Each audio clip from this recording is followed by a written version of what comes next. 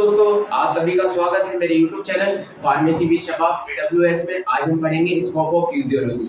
पिछली वीडियो में हमने पढ़ा था ह्यूमन एनाटॉमी एंड फिजियोलॉजी के बारे में, उसके स्कोप के बारे में ह्यूमन एनाटॉमी के। आज हम जानेंगे स्कोप ऑफ फिजियोलॉजी। ठीक, तो सबसे पहले जान लेते हैं कि फिजियोलॉजी क्या है। तो दोस्तों, मैंने बताया था फिजियोलॉजी बायोमेडिकल साइंस की एक ब्रांच है जिसके अंदर हम इंटरनल ऑर्गन्स यानी हमारा ब्रेन, हार्ट, छोटी आंत, बड़ी आंत किस तरीके से काम करते हैं, इस सब के बारे में पढ़ते हैं हम किसमें, फिजियोलॉजी में।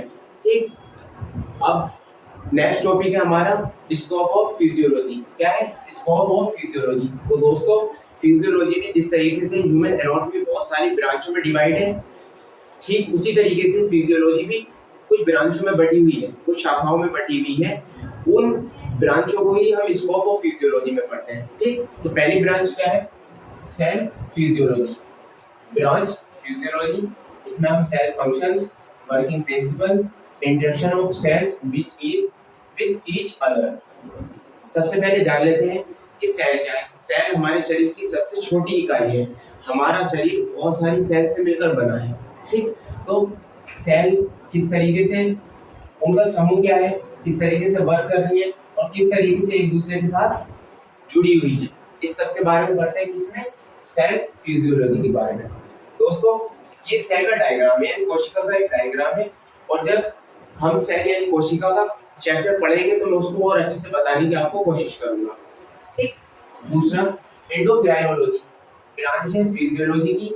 इसमें हम स्टडी ऑफ हार्मोनल सब्सटेंसेस, उनके फंक्शंस, उनके कंट्रोल।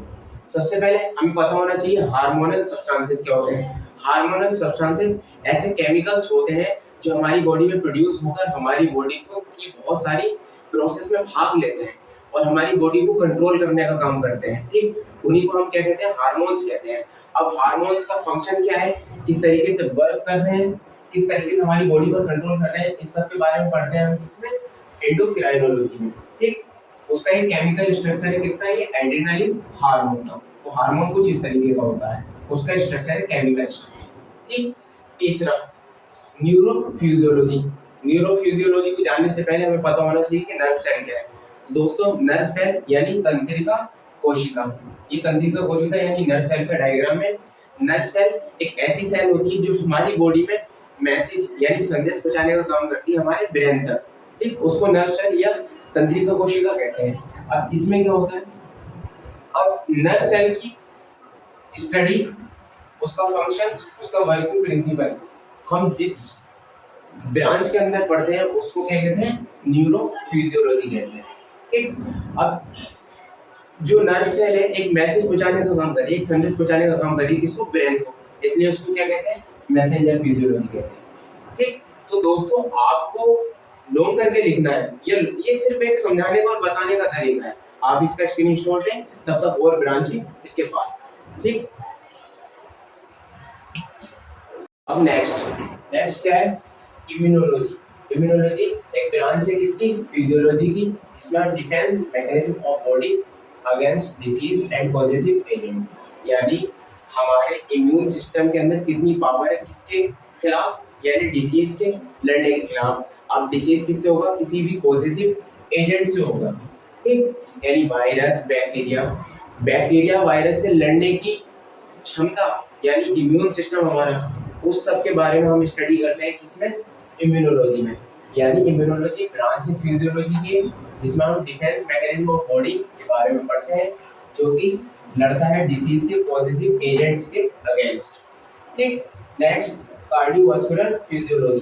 कार्डियोवास्कुलर फिजियोलॉजी यानी हार्ट से related study of working principle of heart किस तरीके से वर्क कर रहा है, उसके प्रिंसिपल क्या है, उसके पार्ट क्या है, किस तरीके से वो ब्लड को ट्रांसपोर्ट कर रहा है पूरी बॉडी में, इस सब के बारे में पढ़ते हैं हम किसमें, कार्डियोवास्कुलर फिजियोलॉजी में। ठीक, number 6 respiratory physiology. Respiratory physiology में हम स्टडी करते हैं स्टडी ऑफ रेस्पिरेटरी सिस्टम, उसके फंक्शंस, वर्किंग एंड प्रिंसिपल और किस तरीके से वो एयर ट्रांसपोर्टेशन का काम करती है। ठीक, इस सब के बारे में हम किसमें पढ़ते हैं, रेस्पिरेटरी फिजियोलॉजी में, कि वे ऑक्सीजन किस तरीके से हमारी बॉडी में अंदर आ रही है और कार्बन डाइऑक्साइड हम किस तरीके से रिलीज आउट कर रहे हैं, इस सब के बारे में हम पढ़ते हैं इसमें, रेस्पिरेटरी फिजियोलॉजी में। ठीक, नेक्स्ट और लास्ट है पैथोफिजियोलॉजी। ये ब्रांच है, ये भी फिजियोलॉजी की। Study function change during the disease condition, यदि जब हमें कोई डिसीज हुआ तो हमारी बॉडी के फंक्शंस में चेंज हुए, कोई केमिकल कम होगा, कोई केमिकल ज़्यादा होगा। तो इस सब के बारे में हम जो पढ़ते हैं, किसके अंदर पढ़ते हैं, पैथोफिजियोलॉजी के बारे में। तो दोस्तों, मेरा ये वीडियो अगर आपको अच्छा लगा हो तो वीडियो को लाइक करें, कमेंट करें एंड शेयर करें, और मेरे चैनल को सब्सक्राइब करना ना भूलें। मिलते हैं नेक्स्ट वीडियो में। Thank you.